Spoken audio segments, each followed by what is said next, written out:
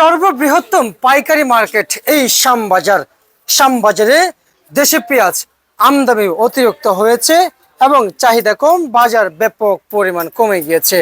এদিকে আমাদের সাথে যুক্ত হয়েছেন ব্যবসায়িক।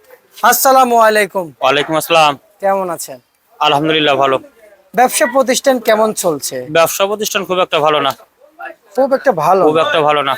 হঠাৎ ভাই এই কথা বলতেছেন? আপনি তো বলেছেন যে বাজার ভালো ছিল। বাজার ভালো ছিল, এখন ভালো নাই। 4-5 দিন ধরে বাজার কম। মাল কম? জি। আচ্ছা আচ্ছা আচ্ছা আচ্ছা আচ্ছা আচ্ছা। কিন্তু বাজার এই যে কমে গেল, আসলে এর কোনো কারণ আছে না কোনো কোনো ভিত্তি? কাস্টমার নাই। কারণ কি? কাস্টমার নাই, কোন বেচা কিনা নাই। আচ্ছা আচ্ছা, বুঝতে পারছি।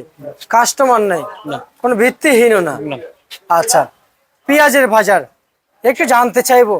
এই বাজার দর নিয়ে খুব হতাশায় এক একজন কৃষক ব্যাপারী 52 টাকা পেঁয়াজ কিনে এনে 40 টাকা নিচে শুনলাম বিক্রি করতেছে, কিন্তু কত টাকা বাজার সেটা এখনো জানা নেই। 52 টাকা পেঁয়াজ কিনে নিয়ে এসে বেচছে 32 টাকা।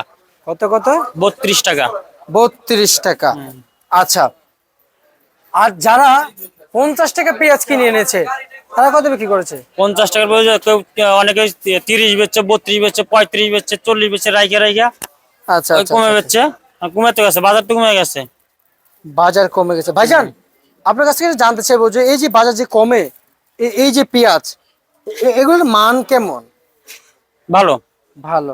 হালি পেঁয়াজ আসছে? হালি পেঁয়াজ আসছে। হালি পেঁয়াজ আসছে আপনাদের ঘরে? আসছে না, আমাদের ঘরে 2 দিন আগে নামছিল। 2 দিন আগে নামছিল। কেমন দেখতে পাইলেন পেঁয়াজের? আলহামদুলিল্লাহ ভালো হয়েছে। ভালো মান। আর এই যে মুড়ি কাটা পেঁয়াজ, এগুলো নিয়ে আমার কিছু জানার আছে। শেষ পর্যায়ে যেহেতু আবার 1 বছর পর আমরা দেখতে পাবো এই পেঁয়াজ কেন এবার রাখা যায় না, 1 নম্বর প্রশ্ন। 2 নম্বর প্রশ্ন, এই পেঁয়াজ খুব দ্রুত বড় হয়, জি। কেন একটু জানাবেন? এই পেঁয়াজটা রাখা যায় না, কারণ এই পেঁয়াজটার ভিতর সেচ দেয়, অনেকটা সেচ দেয়, পানি দেয়। হ্যাঁ, পানি দেয়। আচ্ছা পানি দেয়। এটা 3-4-5টা করে পানি দেয়, সেচ দেয় জমিতে। সেচ দেয়, তারপরে যখন উঠায় আবার উঠানোর আগ দিয়ে আবার সেচ দেয়। আচ্ছা। হ্যাঁ, এই জন্য বেশি দিন থাকে না। যে মুখ আছে না, জি। এই মুখগুলি নষ্ট হয়ে যায়। আচ্ছা এই দেখেন কিছু কিছু পেঁয়াজের মুখ দেখেন, টিপ দিলে পারে পানি পড়ে। আচ্ছা আচ্ছা আচ্ছা, বুঝতে পারছি। পানি পড়ে না? বুঝতে পারছি। পচে দেয়, থাকা যায় না, রাখে না। আর দ্রুত বড় বড় হওয়ার কারণ? এগুলিতে সার ওষুধ বেশি খায়।